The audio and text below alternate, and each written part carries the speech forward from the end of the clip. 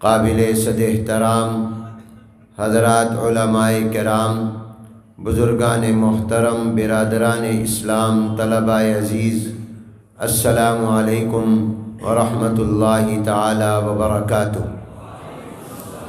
آج بتاریخ 23 جمادی الاخری سن 1443 ہجری مطابق 27 جنوری سن 2022 بروز جمعرات قبل نماز عصر جامعہ حسینیہ علی پور ضلع مظفر گڑھ پنجاب پاکستان میں اصح الکتب بعد کتاب اللہ صحیح بخاری شریف کی آخری حدیث مبارکہ کے مقدس موقع پر ملاقات اور گفتگو کی سعادت حاصل ہو رہی ہے۔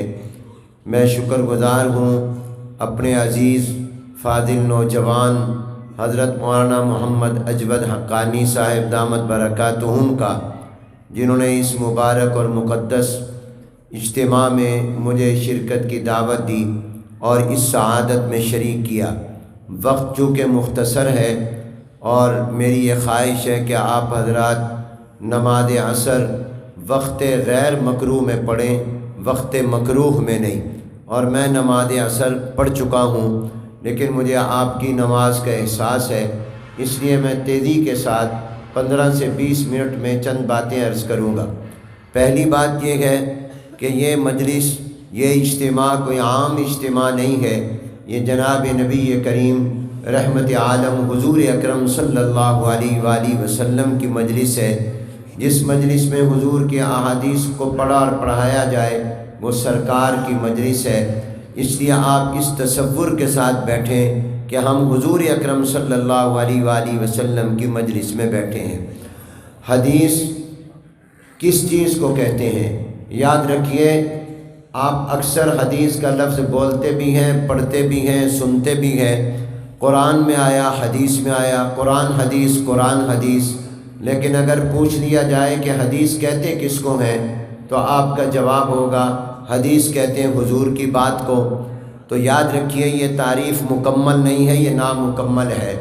حدیث 4 چیزوں کا نام ہے۔ نمبر 1، حضور اکرم صلی اللہ علیہ وسلم کے فرمان کا، حضور نے زبان نبوت سے جو کچھ فرمایا اس کو حدیث کہتے ہیں۔ نمبر 2، حضور علیہ السلام نے جو کیا، جو عمل کیا، مثلا صحابی نقل کرے حضور نے نماز ایسے پڑھی، روزہ ایسے رکھا، آپ نے حج ایسے کیا، کھانا ایسے کھایا، جس میں یہ صحابی بیان کرے اس کو بھی حدیث کہتے ہیں، یعنی حضور علیہ السلام کے فعل اور عمل کو۔ نمبر 3، حدیث کہتے ہیں حضور علیہ السلام کی تقریر کو۔ تقریر کا معنی ہماری زبان میں اور ہے اور حدیث کی تعریف کی اصطلاح میں اور ہے۔ ہمارے ہاں تو تقریر کہتے ہیں بولنے کو، بیان کرنے کو، مگر حدیث کی تعریف میں جو لفظ تقریر آتا ہے اس کا معنی چپ رہنا ہے، اس کا معنی خاموش رہنا ہے، کہ حضور اکرم صلی اللہ علیہ وسلم کے سامنے اگر کسی مسلمان نے، کسی شخص نے کوئی کام کیا یا کوئی بات کہی اور حضور چپ رہے، حضور نے روکا نہیں، ٹوکا نہیں، یہ نہیں فرمایا یہ غلط بات ہے، یہ غلط کام ہے، بلکہ آپ نے خاموشی اختیار کی، تو حضور کی خاموشی بھی اللہ کا دین بن جاتا ہے، شریعت بن جاتی ہے، حدیث بن جاتی ہے۔ ہمارے میں سے کسی کا چپ رہنا یہ دین نہیں ہے۔ ہو سکتا ہے کوئی مولوی، کوئی پیر، کوئی عالم ڈر کی وجہ سے چپ رہ جائے خلاف دین بات دیکھ کر، ہو سکتا ہے کسی لالچ کی وجہ سے وہ شریعت کے خلاف بات دیکھ کر چپ رہ جائے، مگر اللہ کا نبی اور پیغمبر شریعت کے خلاف کوئی بات دیکھے یا سنے وہ چپ رہ جائے، یہ ممکن نہیں ہوتا، کیونکہ اس کی خاموشی نے بھی اللہ کا دین بن جانا ہے، اس کی خاموشی نے حدیث بن جانا ہے، اس کی خاموشی نے شریعت بن جانا ہے۔ اس لیے جو چیز جائز ہوگی وہ اس پر چپ رہے گا، جو ناجائز ہوگی وہ اس پر خاموش نہیں رہے گا۔ آپ نے واقعہ سنا ہوگا، قرآن میں سورہ کہف میں گئے، موسیٰ علیہ السلام خضر علیہ السلام کے پاس گئے، وہ علم حاصل کرنے جو اللہ نے خضر علیہ السلام کو دیا تھا، تو خضر علیہ السلام نے شرط لگائی، آپ نے چپ رہنا ہے، میرے کسی کام پر بولنا نہیں ہے۔ موسیٰ علیہ السلام نے وعدہ کر لیا، شرط قبول ہے، چپ رہوں گا، لیکن جب خضر علیہ السلام نے کشتی توڑ دی موسیٰ علیہ السلام چپ نہیں رہے، بول پڑے، کیونکہ موسیٰ علیہ السلام کی شریعت میں کسی کا نقصان کرنا جائز نہیں تھا۔ اگر وہ چپ رہتے تو لوگوں کے لیے راستہ کھل جاتا کہ پیغمبر نے چپ رہ کر گویا مہر لگا دی ہے کہ لوگوں کا مالی نقصان کر دو، کشتیاں توڑ دو، مکان توڑ دو، کوئی پکڑ نہیں ہے۔ تو موسیٰ علیہ السلام باوجود وعدے کے وہ چپ نہیں رہے، بول پڑے، کیونکہ ان کی شریعت میں یہ جائز نہیں تھا۔ حضرت خضر نے آگے جا کر ایک بچے کو قتل کر دیا۔ موسیٰ علیہ السلام نے دوبارہ وعدہ کیا تھا میں چپ رہوں گا، مگر چپ نہیں رہے، بول پڑے، یہ بے گناہ بچہ تھا، بے قصور بچہ تھا، اس کا کوئی جرم نہیں تھا، آپ نے کیوں اس کو قتل کر دیا؟ خضر علیہ السلام نے کہا میں نے کہا نہیں تھا آپ نے چپ رہنا ہے، آپ پھر بول پڑے۔ تو موسیٰ علیہ السلام نے کہا ہاں آئندہ چپ رہوں گا۔ اب کیوں چپ نہیں رہ گئے تھے؟ کیونکہ اگر وہ خاموش رہتے کسی بچے کی زندگی محفوظ نہ رہتی، لوگ سمجھتے یہ قتل کرنا جائز ہے، تو اس لیے موسیٰ علیہ السلام بولے، کیونکہ ان کی شریعت میں یہ جائز نہیں تھا۔ آگے انہوں نے روٹی مانگی بستی والوں سے، کھانا نہیں دیا۔ حضرت خضر نے گرتی دیوار کو ہاتھ لگا کر ٹھیک کر دیا، سیدھا کھڑا کر دیا۔ پھر موسیٰ علیہ السلام بولے انہوں نے روٹی نہیں دی، آپ نے مفت کے اندر ان کی دیوار کھڑی کر دی۔ تو موسیٰ علیہ السلام ہر دفعہ وعدہ کرتے ہیں نہیں بولوں گا، چپ رہوں گا، پھر بھی بولتے ہیں، کیوں؟ اس لیے کہ وہ کام یا تو بداہت کے خلاف تھے یا وہ شریعت کے خلاف تھے، اور پیغمبر اللہ کا شریعت کے خلاف میں دیکھ کر بات کو چپ نہیں رہ سکتا۔ حضرت خضر نے اللہ کی اجازت سے کیا تھا، وما فعلتہ عن امری، خود فرمایا یہ میں نے اپنی طرف سے بچے کو نہیں مارا، اللہ کے کہنے پر مارا، یہ میں نے اپنے کہنے پر نہیں توڑی، اللہ نے اجازت دی تھی تاکہ ان کی کشتی محفوظ رہے۔ اس دیوار کے نیچے خزانہ تھا تو حکمتیں بیان کی، مگر موسیٰ علیہ السلام کے پاس جو شریعت کا علم تھا اس کی روح سے یہ محل اعتراض باتیں تھیں، اس لیے وہ بول پڑے، جس سے یہ بات ثابت ہوئی کہ پیغمبر جو بات شریعت کے خلاف دیکھے اس پر چپ نہیں رہا کرتا، کیونکہ اس کی خاموشی نے حدیث بننا ہے، اس کی خاموشی نے شریعت بن جانا ہے، اس کی خاموشی نے دین بن جانا ہے، اس لیے وہ چپ نہیں رہتا۔ تو یاد رکھیے حدیث نمبر 1 حضور کی بات کو کہتے ہیں، نمبر 2 حضور کے کام کو کہتے ہیں، نمبر 3 حضور کے چپ رہنے کو کہتے ہیں کہ اگر آپ خاموش رہے تو معلوم ہوا یہ کام جائز ہے، یہ بات جائز ہے، گویا آپ نے اس کو جواز پر قائم اور برقرار رکھا۔ اور نمبر 4 حضور کی صفات کو حدیث کہتے ہیں، جس میں صحابی یہ بیان کرے حضور کی آنکھیں کیسی تھیں، حضور کا چہرہ انور کیسا تھا، حضور علیہ السلام کے بال مبارک کیسے تھے، حضور کے ہاتھ مبارک کیسے تھے، حضور کے دانت مبارک کیسے تھے، جس میں یہ بیان کرے اس کو بھی حدیث کہتے ہیں۔ تو آج یاد رکھو حدیث 1-2 چیزوں کا نام نہیں، 4 چیزوں کا نام ہے۔ حضور کے فرمان کا نام حدیث ہے، حضور کے کام کا نام حدیث ہے، حضور علیہ السلام کی خاموشی کا نام حدیث ہے، اور حضور علیہ السلام کے اوصاف کا نام حدیث ہے۔ حضور کی ہر حدیث محفوظ ہے، کس طرح محفوظ ہے اور کس طرح صحابہ نے کی۔ یاد رکھو حضور کے دیوانوں نے، حضور کے صحابہ نے، میں کہا کرتا ہوں صحابہ حضور کے عاشق نہیں تھے بلکہ حضور کے دیوانے تھے۔ انہوں نے حضور اکرم صلی اللہ علیہ وسلم کی پوری زندگی کو 3 طریقوں سے محفوظ رکھا۔ نمبر 1 اپنے سینوں میں محفوظ کیا، ان کو یاد کیا اور حفظ کے ذریعے حضور کی زندگی کو محفوظ کیا۔ نمبر 2 لکھ کر حضور کی حدیثوں کو محفوظ کیا۔ حدیث 100 سال یا 200 سال کے بعد نہیں، حضور کی زندگی میں لکھی گئی، کئی موقعوں پر حضور کے حکم سے لکھی گئی، حضور کی موجودگی میں لکھی گئی۔ اور نمبر 3 صحابہ نے حضور کی حدیثوں کو، حضور کی سنتوں کو، حضور علیہ السلام کی زندگی کو اپنے عمل کے ذریعے محفوظ کیا، اپنے عمل میں لے کر آئے۔ جب حضور نے جو فرمایا وہ کر کے دکھایا، تو اس طرح حضور کی حدیث کو محفوظ کیا اور یہ ہم تک پہنچی۔ صحابہ نے ان کو سینوں سے لگایا، تابعین نے لگایا، تبع تابعین نے لگایا، ابو زرع رازی رحمۃ اللہ علیہ بڑے محدث گزرے ہیں۔ ایک آدمی ان کی مجلس میں بیٹھا شاگرد تھا، ذرا ایک دن دیر سے آیا۔ بیوی نے پوچھا دیر سے کیوں آئے؟ کہا کہ آج ذرا ابو زرع رازی رحمۃ اللہ علیہ کی مجلس لمبی ہو گئی، وہ جناب نبی کریم حضور اکرم صلی اللہ علیہ وسلم کی حدیثیں بیان کر رہے تھے، مجھے وہاں تاخیر ہو گئی۔ تو بیوی نے کہا غصے میں، نہ تجھے کچھ آتا ہے نہ تیرے استاد کو کچھ آتا ہے، کیوں تو اپنا وقت ضائع کرتا ہے؟ تو اس خامند کو غصہ آ گیا۔ اس نے کہا کہ اگر میرے استاد ابو زرع کو حضور علیہ السلام کی 1,00,000 حدیثیں یاد نہ ہوں تو تجھے 3 طلاق۔ یہ بات کہہ دی، غصہ ختم ہوا، پریشان ہوا۔ 1,00,000 حدیثیں تو بہت بڑی بات ہے۔ آج میں اس مجمع سے پوچھوں، کھڑے ہوں وہ لوگ جن کو 2 حدیثیں یاد ہوں، 4 یاد ہوں، 5 یاد ہوں، تو معاف کرنا، ناراض نہ ہونا۔ بڑے بڑے علماء کو بھی، طلباء کو، مجھ سمیت کئی ساتھیوں کو حدیثیں یاد نہیں ہوں گی تو 4 5 6 چند مشہور حدیثیں یاد ہوں گی، اور مجمع کو تو بالکل یاد نہیں ہوں گی۔ ان کو حدیثیں تو کیا، ان کو تو قرآن یاد نہیں۔ یہ نماز میں کھڑے ہیں، قرآن نہیں آتا، باپ کا جنازے میں کھڑے ہیں، جنازے کی دعا نہیں آتی، ماں کے جنازے میں کھڑے ہیں، جنازے کی دعا نہیں آتی، بھائی کا جنازہ پڑھ رہے ہیں، جنازہ پڑھنے کا طریقہ نہیں آتا۔ لیکن اگر یہ کہا جائے کہ ذرا گانے سناؤ تو پتہ نہیں کتنے گانے کتنے لوگوں کو یاد ہوں گے۔ قرآن یاد کرو، حضور کی حدیثیں یاد کرو۔ ابو زرع کے پاس پہنچا یہ شخص، میری بیوی نے کہہ دیا اگر تیرے استاد کو 1,00,000، میں نے کہہ دیا 1,00,000 حدیثیں یاد نہ ہوں تو تجھے 3 طلاق۔ تو اب تو آپ کو تو 1,00,000 حدیثیں یاد نہیں ہوں گی، 100 200 400 500 ہوں گی۔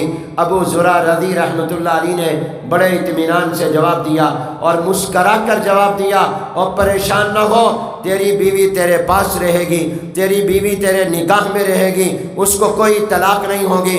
الحمدللہ مجھے 1,00,000 نہیں 2,00,000 حدیثیں حضور کی اس طرح یاد ہیں جس طرح مجھے قرآن کی سورہ اخلاص یاد ہے۔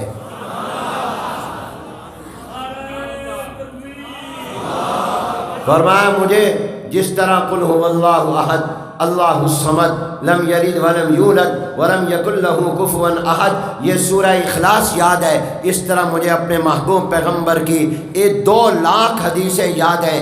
اور یاد رکھو، حدیث صرف حضور کے متن کا الفاظ کا نام نہیں ہے، صرف متن کو نہیں کہتے، محدثین کے نزدیک حدیث سند اور متن دونوں کو کہتے ہیں۔ یعنی ابھی جو آپ نے الفاظ پڑھے کلیمتان حبیبتان، یہ تو الفاظ ہیں، مگر اس سے پہلے کہ یہ کس صحابی نے یہ حدیث سنی، آگے کس کو سنائی، اس نے کس کو سنائی، اس نے کس کو سنائی، یہ 1400 سال تک کون کون کس کو سناتا رہا، اور یہاں تک شیخ الحدیث نے سنی، اور پھر ان طلباء کو سنی۔ یہ راستے میں درمیان میں جتنے بھی لوگوں کے نام آئے ہیں، ان تمام ناموں کو سند کہتے ہیں۔ جو محدثین کو حدیثیں یاد ہوتی تھیں وہ صرف متن نہیں، سند کے ساتھ یاد ہوتی تھی۔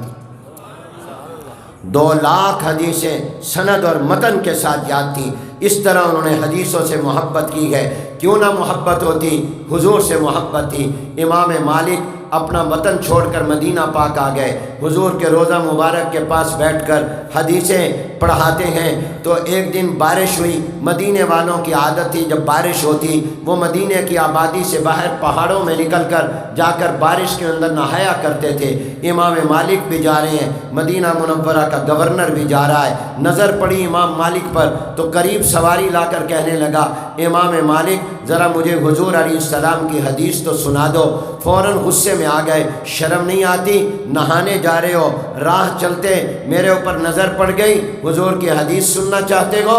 اگر تمہارے دل میں حدیث کی محبت ہے تو پھر چل کر مسجد نبوی میں آؤ، میرے سبق میں آؤ، میری کلاس میں آؤ، وہاں میں حدیثیں بیان کرتا ہوں۔ اگر تمہارے دل میں محبت ہے، حضور کی حدیث کی عظمت ہے تو چل کر وہاں آؤ۔ یہ کیا ہوا کہ تو نے راہ چلتے کہہ دیا؟ تو نے گستاخی کی ہے، تیرے دل میں حدیث کی قدر نہیں ہے۔ جس کی قدر ہوتی ہے اس کے لیے آدمی گھر سے نکل کر جاتا ہے، تیرے دل میں قدر نہیں۔ وہ ڈر گیا کہ حضور کی شان میں بے ادبی ہو گئی، واپس آیا گورنر مدینہ، مدینے کے قاضی کو کہا، مدینے کے جج کو کہا، مجھ سے آج یہ غلطی ہو گئی، میرے اس جرم کی جو سزا ہو وہ سزا مجھے دے دو۔ جب مدینے کے جج نے کہا 40 کوڑے تیری کمر پر لگیں گے۔ اپنی کمر پیش کی، 40 کوڑے لگے۔ 40 کوڑے کھا کر امام مالک کے پاس آیا مدینے کا گورنر، اور آ کر کہنے لگا اب مجھے حضور کی حدیث سنا دو، کوئی ایک فرمان پیغمبر کا سنا دو۔ امام مالک نے کہا بیٹھو، وہ بیٹھ گیا۔ امام مالک نے 1 2 3 4 5 6 40 حدیثیں اس کو سنائی۔ اس نے کہا امام مالک کل میں نے 1 کا کہا آپ غصے ہو گئے، آج میں نے 1 کا کہا آپ نے 40 سنا دی، کل 1 بھی نہیں سنائی، آج آپ نے 40 سنا دی، ایسا کیوں کیا؟ فرمایا آج تو 40 کوڑے کھا کر آیا ہے، میرے نبی کی حدیث کے لیے میرا دل چاہا ہر 1 کوڑے کے بدلے میں تجھے حضور کا ایک فرمان سنا دوں۔ گورنر مدینہ کہتا ہے کاش میں 40 سے زیادہ کوڑے کھاتا، مجھے پتہ ہوتا کہ آپ ہر کوڑے کے بدلے میں ایک حدیث سنائیں گے، میں 40 سے زیادہ کوڑے کھا کر آتا۔ یہ حضور علیہ السلام کی عظمت ہے، کلام کی عظمت ہے۔ یاد رکھو جہاں محبت ہوتی ہے، جہاں عظمت ہوا کرتی ہے، وہاں پھر ان کی باتوں سے بھی اور ان کی حدیثوں سے بھی پیار ہوا کرتا ہے۔ یہ جناب نبی کریم حضور اکرم صلی اللہ علیہ وآلہ وسلم کی مجلس ہے۔ امام بخاری رحمۃ اللہ علیہ نے سب سے آخری میں جو قائم کیا وہ کتاب التوحید قائم کیا ہے، شروع میں کتاب الایمان قائم کیا۔ کتاب کے حوالے سے کہ بڑا عنوان کتاب الایمان، یہاں کتاب التوحید، اول آخر میں مناسبت یہ ہے کہ امام بخاری نے اپنی کتاب کو شروع بھی ایمان سے کیا اور ختم بھی ایمان پر کیا، کیونکہ توحید یہ ایمان اور عقیدے میں شامل ہے۔ بتا دیا کہ عقیدہ کتنا اہم ہے، شروع میں بھی عقیدہ بیان کیا، آخر میں بھی عقیدہ بیان کیا۔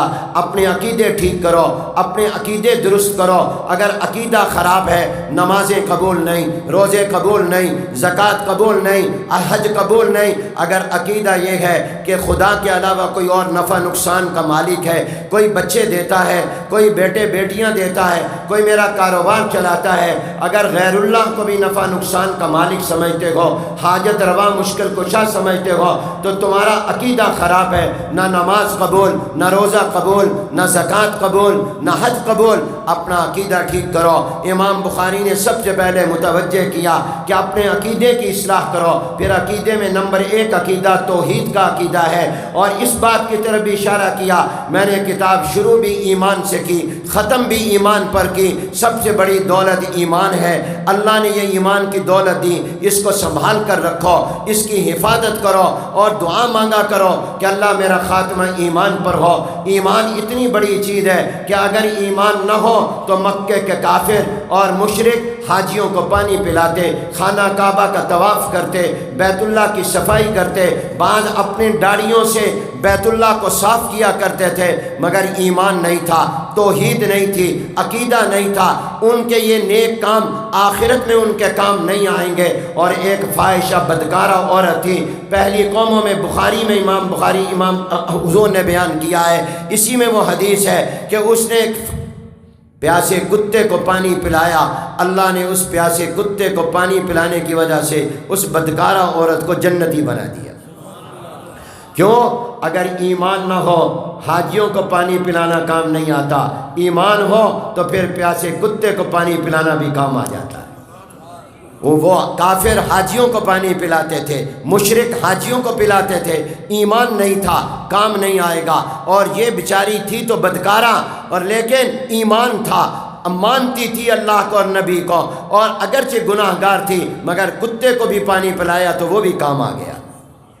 تو میرے دوستو ایمان کی حفاظت کرو، اپنے ایمان کا خیال کرو۔ امام بخاری نے شروع کتاب الایمان سے کیا، ختم کتاب التوحید پر کیا، یہ کتاب والے عنوان کی مناسبت ہے۔ پھر امام بخاری پہلا باب لائے، کیف کان بدء الوحی، حضور پر وحی کیسے آتی تھی، آسمان سے قرآن کیسے نازل ہوتا تھا، کیوں اسلام کی ابتدا وحی سے ہوئی ہے۔ حضور علیہ السلام کی نبوت کا دنیا میں آغاز وحی سے ہوا ہے۔ غار حرا میں سب سے پہلے وحی آئی تو آپ کے نبی ہونے کا اعلان ہوا۔ جس دن وحی آئی اسلام شروع ہوا، جس دن وحی آئی قرآن شروع ہوا، جس دن وحی آئی شریعت شروع ہوئی، جس دن وحی آئی اسلام شروع ہوا۔ تو امام بخاری سب سے پہلے باب وہ لائے جس سے دین کا آغاز ہوا، اور سب سے آخر میں وزن اعمال ہوگا، اس لیے امام بخاری سب سے آخر میں جو باب لائے وہ اعمال کو تولنے کا باب لے کر آئے، اس کا عنوان لائے۔ اور پھر احکام کے قبول ہونے کے لیے سب سے پہلی چیز نیت ہے۔ اس سے امام بخاری نے سب سے پہلے نیت کو بیان کیا۔ نیت کے بغیر اخلاص نہیں تو کوئی چیز قبول نہیں ہوگی، اس کو بیان کیا۔ پھر جب یہ اخلاص ہو جائے گا تو ہوگا کیا، اس کو سب سے آخر میں بیان کیا کہ جب اخلاص ہوگا تو تمہاری نماز بھاری ہو جائے گی، تمہارا روزہ بھاری ہو جائے گا، تمہاری عبادت وزنی ہو جائے گی، تمہارے گناہ کا پلڑا اوپر اٹھ جائے گا، نیکیوں کا پلڑا جھک جائے گا۔ میرے دوستوں اور بھائیوں، امام بخاری نے آخری باب یہ قائم کیا کہ تولا جائے گا۔ قیامت کے دن آپ کی میری نماز، ہماری عبادتیں، نیکیاں، گناہ اور بول بھی تولے جائیں گے۔ وَإِنَّ أَعْمَالَ بَنِي آدَمَ وَقَوْلَهُمْ وَفِي نُسْخَةٍ وَأَقْوَالَهُمْ کہ قیامت کے دن یہ سب تولے جائیں گے۔ اپنی زبان کی بھی حفاظت کرو، اپنے عمل کی بھی حفاظت کرو، اس لیے کہ تم نے اس کا جواب دینا ہے، اس کا حساب کتاب دینا ہے۔ مشہور سوال ہوتا ہے، ہر سال آپ سنتے اور پڑھتے ہیں، میں آج ذرا اس کا ایک اور اصولی جواب عرض کرنا چاہتا ہوں۔ سوال یہ ہوتا ہے کہ تولا اس کو جاتا ہے جس چیز کا اپنا ٹھوس وجود ہو، جبکہ نماز تو الگ نہیں ہے، قرآن کی تلاوت تو کہیں نظر نہیں آتی۔ آج تک آپ نے اپنی نماز کو نہیں تولا ہوگا، اس لیے کہ نماز الگ وجود رکھتی نہیں، کیسے تولیں گے؟ آپ نے اپنا روزہ نہیں تولا، قرآن کی پڑھنے کو نہیں تولا، تسبیح تحلیل کو نہیں تولا، اپنے سچ کو، جھوٹ کو آپ تول نہیں سکتے۔ تولا اس کو جاتا ہے جس کا وجود ہوتا ہے، جس کا جسم ہوتا ہے، جبکہ یہ تو اعراض ہیں، یہ الگ ہے نہیں۔ نماز نمازی کے ساتھ ہے، روزہ روزے دار کے ساتھ ہے، قرآن کی تلاوت قرآن پڑھنے والے کے ساتھ ہے۔ الگ تو تلاوت کہیں نہیں پڑھی پوری میں کہ اس کو آپ تول لیں، یہ کیسے تولا جائے گا؟ تو آج تو اس کا جواب بڑا آسان ہے، سائنس نے ترقی کی ہے۔ آج آپ گرمی تولتے ہیں، سردی تولتے ہیں، آج آپ بجلی کو تول رہے ہیں، گیس کو تول رہے ہیں، آپ اپنے جسم کی شوگر کو چیک کر رہے ہیں کہ آپ کے جسم میں مٹھاس کتنی ہے، شوگر کتنی ہے، چکنائی کتنی ہے، کلسٹرول کتنا ہے۔ آج ایسے آلات آ گئے جس سے اعراض کو بھی تولا جا رہا ہے۔ میرے دوستوں، اس لیے اب یہ بات کوئی انہونی نہیں رہی، یہ کوئی عقل کے خلاف نہیں رہی۔ ایک زمانہ تھا جب عقل پرست اس کا انکار کیا کرتے تھے اور معتزلہ بھی اس کا انکار کیا کرتے تھے۔ ہم عقل پرست نہیں، خدا پرست ہیں۔ یاد رکھو، ہمیں عقل پر ایمان لانے کا نہیں کہا گیا، ہمیں وحی پر ایمان لانے کا کہا گیا۔ ہم عقل کے پابند نہیں، ہم شریعت کے پابند۔ ہم عقل کے پیچھے نہیں، قرآن کے پیچھے چلیں گے۔ ہمارا دین عقل کے پیچھے نہیں چلے گا، عقل دین کے پیچھے چلے گی۔ دین عقل کا پابند نہیں ہے، عقل دین کے پابند ہے۔ عقل نیچے کی چیز ہے، دین وہی والی اوپر کی چیز ہے۔ اس لیے اصولی بات تو یہ ہے کہ ہماری عقل میں آئے نہ آئے، جب ہمارے نبی نے کہہ دیا، جب اللہ نے کہہ دیا کہ اعمال کو تولا جائے گا، جب انہوں نے کہہ دیا تو ہم مانیں گے۔ لیکن اگر ہم غور کریں اور آج کی دنیا میں سوچیں تو ہماری عقل بھی مانتی ہے۔ علامہ انور شاہ کشمیری رحمۃ اللہ علیہ فرماتے ہیں، لوگوں اس وقت تک قیامت نہیں آئے گی، اللہ دنیا ختم نہیں کرے گا جب تک کہ شریعت کی، اسلام کی ساری باتیں عقل کی بنیاد پر نہیں منوا لے گا۔ ساری دنیا، عقل پرست دنیا بھی مانے گی اسلام سچا، قرآن سچا، دین سچا، اللہ کا ہر فرمان سچا، پیغمبر کی ہر بات سچی۔ جب تک یہ نہیں مان لیں گے اللہ دنیا ختم نہیں کرے گا۔ چنانچہ آج آپ غور کریں کہ عقل پرستوں کو بھی ماننا پڑا کہ اللہ جو کہہ رہا ہے وہ سچ کہہ رہا ہے، اس لیے کہ آج اگر ریڈیو کے ذریعے آواز دنیا کے کونے کونے میں تمہاری جاتی ہے تو اللہ بغیر ریڈیو کے ابراہیم علیہ السلام کی آواز دنیا میں پہنچا دیتا ہے، آؤ حج کرنے کے لیے۔ اگر تم ٹیلی ویژن کے ذریعے دنیا کے مختلف پروگرام گھر بیٹھ کر دیکھتے ہو تو اللہ حضرت عمر کو جنگ کا میدان دکھا دیتا ہے اور حضرت عمر کہتے ہیں یا ساریان جبل ان جبل۔ تو آج تو یہ کوئی مشکل بات نہیں رہی۔ آج اگر آپ کوئی بھی چیز دیکھ لیں، آپ کی عقل کہے گی یہ بات درست ہے۔ اور دوسری بات جو میں اصولی آپ کو عرض کرنا چاہتا ہوں، اہل علم کا مجمع ہے، اس کے جوابوں کی بھی ضرورت نہیں ہے۔ کیوں؟ اس لیے کہ میرے نبی نے جو باتیں فرمائیں وہ عالم غیب کی باتیں ہیں، وہ اوپر کے جہان کی ہیں، وہ اگلے جہان کی ہیں۔ یہ جہان اور ہے، وہ جہان اور ہے۔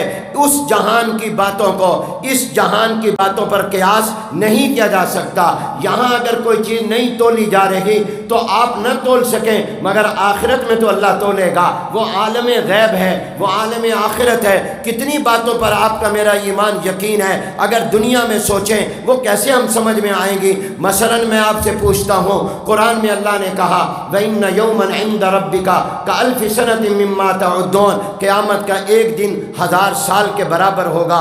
اب آپ اگر اس دنیا کے دن اور رات کی روشنی میں اس کو سمجھنا چاہیں کیسے سمجھیں گے؟ یہاں تو دن 24 گھنٹے کا ہے، سورج اور چاند کے نظام کے ساتھ وابستہ ہے۔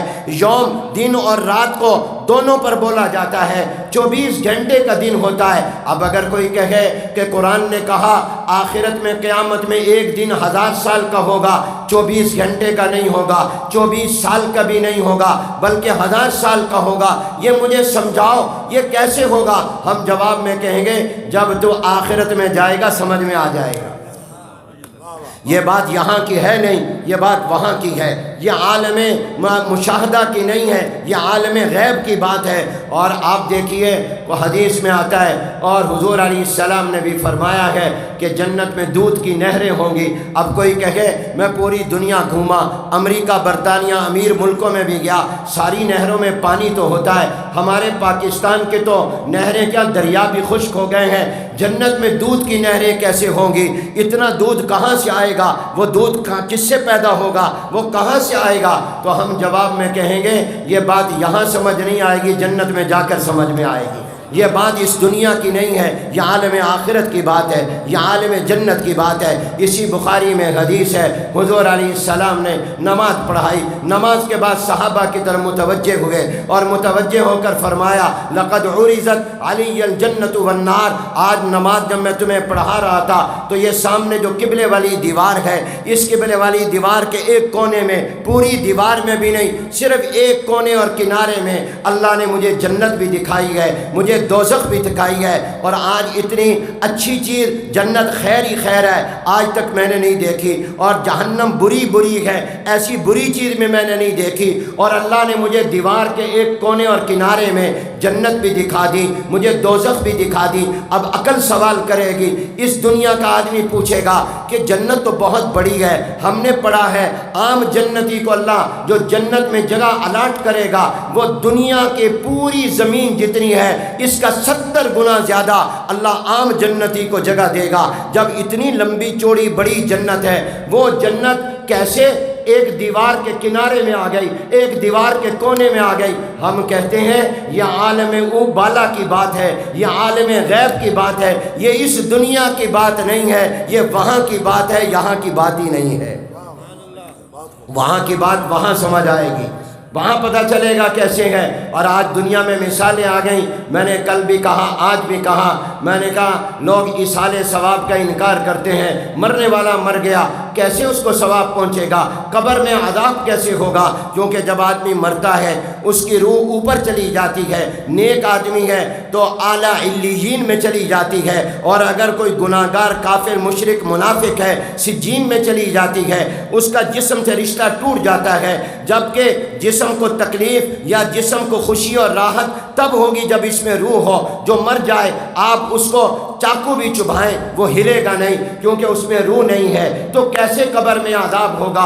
ثواب کیسے ہوگا؟ جبکہ قبر میں تو اس کے اندر روح نہیں ہے، روح کا رشتہ ٹوٹ چکا ہے، اور گرمی یہ جو خوشی غمی ہے اور تکلیف اور راحت ہے اس کا تعلق تو روح کے ساتھ ہوتا ہے۔ جب آپ نے مٹی میں جسم رکھا ہے، روح اوپر چلی گئی ہے، تو کیسے اس کو عذاب ہوگا؟ حدیثوں میں عذاب کا ذکر ہے، یہ کیسے قرآن میں اس کا ذکر ہے؟ ہم نہیں اس کو مانتے۔ تو جواب یاد رکھیے، آج ایک تو عالم غیب کی بات ہے، اس دنیا کی بات نہیں ہے۔ جب قبر میں جاؤ گے خود پتہ چل جائے گا، یہ وہاں کا جہان ہی الگ جہان ہے، یہاں کا جہان الگ جہان ہے۔ لیکن میں عقل سے بھی آپ کو سمجھا دیتا ہوں۔ دیکھیے آپ کے ہاتھوں میں موبائل ہے، میرے ہاتھوں میں موبائل ہے، میں اس موبائل پر یہاں بیٹھ کر امریکہ بات کرتا ہوں، برطانیہ کرتا ہوں، اور میں مکے میں کرتا ہوں، مدینے میں کرتا ہوں، دبئی کرتا ہوں، لاہور کراچی بات کرتا کرتا ہوں، جس سے میں بات کر رہا ہوں وہ میری آواز سن رہا ہے، میں اس کی آواز سن رہا ہوں۔ وہ مجھے کہتا ہے مجھے اللہ نے بیٹا دیا، میں خوش ہوتا ہوں۔ وہ کہتا ہے میرا والد فوت ہو گیا، مجھے غم ہو جاتا ہے، مجھے خوشی بھی ہو رہی ہے، غمی بھی ہو رہی ہے۔ حالانکہ آپ کے اور میرے ہاتھوں میں جو موبائل ہے، ایک دوسرے کی بات بھی ہم سن رہے ہیں، کوئی تار نہیں لگی ہوئی، کوئی اس میں کیبل نہیں ہے جو میرے موبائل سے لگ کر آپ کے موبائل تک گئی ہو۔ اکیلا آپ کے ہاتھ میں موبائل ہے۔ امریکہ میں میرا دوست بیٹھا ہے، میں ابھی اس سے بات کر رہا ہوں، اس کے ہاتھ میں بھی موبائل ہے، درمیان میں کوئی لائن، کوئی تار نہیں ہے، کوئی کیبل نہیں ہے، ایک چھوٹی سی سم ہے جو اس موبائل میں ڈالی، میرے موبائل میں ڈالی، اس نے اس کی بات کو میرے موبائل سے جوڑا، میری بات کو اس کے موبائل سے جوڑا۔ اگر آج کا انسان اور سائنسدان اللہ کے دیے ہوئے دماغ اور عقل کو استعمال میں لا کر ایک سم کا، چھوٹی سی کا دوسری سم کے ساتھ کنیکشن جوڑ کر پوری دنیا میں باتیں کرتا ہے، ہزاروں میل کا درمیان میں فاصلہ ہوتا ہے، جب وہ یہ باتیں کرتا ہے تو کیا اللہ تعالیٰ اس روح کا اس قبر میں جسم کے ساتھ رشتہ اور کنیکشن نہیں جوڑ سکتا؟ جس اللہ نے انسان کو یہ دماغ دیا، جس نے اس کو عقل دی، آج کہتے ہیں میرے موبائل میں پیسے ختم ہو گئے، ایزی لوڈ کرا دے، کتنا کہ 500 بھیج دے، 1000 روپے بھیج دے، تمہارے موبائل میں ایزی لوڈ 1000 آ جاتا ہے، 500 آ جاتا ہے۔ پیسہ بھیجنے والا ملتان بیٹھا ہے، لاہور بیٹھا ہے، کراچی بھیجا ہے، وہیں سے اس نے پیسے بھیجے، آپ کے موبائل میں آ گئے، حالانکہ کوئی کنیکشن نہیں، کوئی درمیان میں تار نہیں، وہ پیسے لے کر نہیں آیا، آپ نے اس میں ڈالے نہیں، وہاں سے بھیجے، آپ میں پہنچ گئے۔ تو اگر آج آپ کا ایزی لوڈ پہنچ جاتا ہے تو جس اللہ نے سائنسدان کو یہ عقل دی ہے، یہ دماغ دیا ہے، کیا وہ اللہ قادر نہیں ہے تم یہاں بیٹھ کر قرآن پڑھو، اللہ تمہارے والد کو قبر میں پہنچا دے؟ تکبیر، قصیدہ حیات النبی۔ حدیث پڑھو، وقت تھوڑا ہے، پڑھیے بسم اللہ الرحمن الرحیم۔ کوئی زبان خاموش نہ رہے، حضور کے طالب علم بن جاؤ، سارے با ادب ہو کر بیٹھو۔ یہ حضور علیہ السلام کی مجلس سے خوش نصیب ہو، مدرسے کی برکت سے حدیث پڑھنے کو مل رہی ہے، 1400 سال میں خوش نصیبوں والی لسٹ میں تمہارا نام بھی آ رہا ہے۔ بیٹھ جاؤ سارے ادب کے ساتھ۔ بسم اللہ الرحمن الرحیم۔ قال النبی صلی اللہ علیہ وسلم کلمتان حبیبتان الی الرحمن خفیفتان علی اللسان ثقیلتان فی المیزان سبحان اللہ وبحمدہ سبحان اللہ العظیم سبحان اللہ وبحمدہ سبحان اللہ العظیم سبحان اللہ وبحمدہ سبحان اللہ العظیم۔ مبارک ہو، جناب نبی کریم صلی اللہ علیہ وسلم نے فرمایا 2 کلمے مراد کلام ہے، یہ رحمان کو محبوب پسندیدہ ہے، یہ کلمے بھی محبوب، ان کا پڑھنے والا بھی اللہ کو محبوب۔ اور یہ نہیں فرمایا اللہ کو، کہا رحمان کو، حالانکہ اللہ علم ذاتی ہے اور اللہ کے اسماء الحسنہ میں نمبر 1 پر تو اللہ ہے، نمبر 2 پہ الرحمن ہے، بسم اللہ میں بھی پہلے اللہ پھر الرحمن، مگر یہاں حضور نے یہ نہیں فرمایا حبیبتانی الی اللہ، فرمایا حبیبتانی الی الرحمن، چونکہ جو مطلب اور معنی اس سے پیدا ہوتا تھا وہ الی اللہ سے نہیں ہوتا تھا، اور وہ یہ تھا، حضور فرمانا چاہ رہے ہیں جو یہ 2 کلمے پڑھے گا اس پر رحمان کی رحمتیں نازل ہوں گی، اور یہ رحمان کی شان ہے کہ چھوٹی نیکی پر ثواب زیادہ عطا کر دے۔ فرمایا 2 کلمے رحمان کو محبوب ہیں، زبان پر ہلکے پھلکے ہیں، ترازو میں بھاری ہوں گے، اب بھاری کیوں گے؟ تولا جائے گا، تو ثابت ہو گیا کہ اعمال کو تولا جائے گا، اور یہ انسان زبان سے کہتا ہے تو یہ قول بھی ہو گیا۔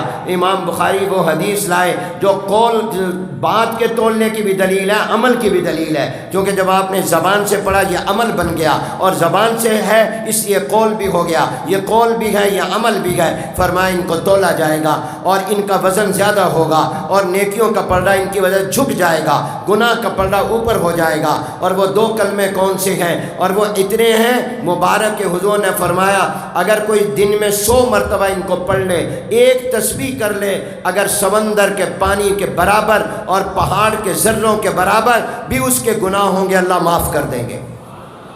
وہ کلمے یہ ہیں، دوبارہ پڑھ لو، سبحان اللہ و بحمدہ، سبحان اللہ العظیم، سبحان اللہ و بحمدہ، سبحان اللہ العظیم، سبحان اللہ و بحمدہ، سبحان اللہ العظیم۔ یاد کر لو، روزانہ ایک تسبیح کرو۔ مطلب یہ ہے کہ آپ کہہ رہے ہیں اللہ تو ہر عیب سے پاک ہے، اور جس وقت میں یہ کہتا ہوں تو ہر عیب سے پاک ہے، اسی سانس میں یہ کہتا ہوں کہ تیرے اندر خوبیاں ساری ہیں، کمالات بھی تیرے اندر سارے ہیں۔ اللہ کہتے ہیں تو نے میرے بارے میں اعلان کیا کہ اللہ تو عیب سے پاک، کمزوری سے پاک، بیماری سے پاک، اولاد سے پاک، میں ان چیزوں سے پاک ہوں، میں تمہیں بدلہ یہ دوں گا کہ تمہیں گناہوں سے پاک کر دوں گا۔ جزاء العمل من جنسہ، اس لیے تم گناہوں سے پاک ہو گئے۔ اس کی یہ توحید کا کلمہ ہے، اس لیے کہ ایسی ذات ایک ہی ہوگی جس میں سارے کمالات بھی ہوں اور عیب اس میں کوئی نہ ہو۔ امام بخاری نے اس پر اپنی کتاب کو ختم کیا تاکہ میری زندگی بھی توحید پر ختم ہو، ایمان پر ختم ہو، اللہ کے ذکر پر ختم ہو۔ اللہ کرے جب ہم دنیا سے جائیں ہماری زبان پر بھی اللہ کا نام ہو، حضور کا نام ہو، اور اللہ کا ذکر کرتے ہوئے ہم جائیں۔ اور امام بخاری نے اس طرح بھی متوجہ کیا، اے علماء تم صاحب علم بھی بنو، صاحب ذکر بھی بنو، ذکر والے بھی بنو۔ میں ان طلباء کو مبارک دیتا ہوں جو عالم بنے، یا اپنے خاندان کے لیے، والدین کے لیے، علاقے کے لیے، رشتہ داروں کے لیے، اساتذہ مدرسے کے لیے صدقہ جاریہ ہے، اور ان کے تمام جتنے معاون اس مدرسے کے ہیں ان کے لیے بھی صدقہ جاریہ ہے۔ اللہ ان کے عمروں میں برکت عطا فرمائے اور اس مدرسے کو ترقی عطا فرمائے۔ وآخر دعوانا ان الحمد للہ رب العالمین۔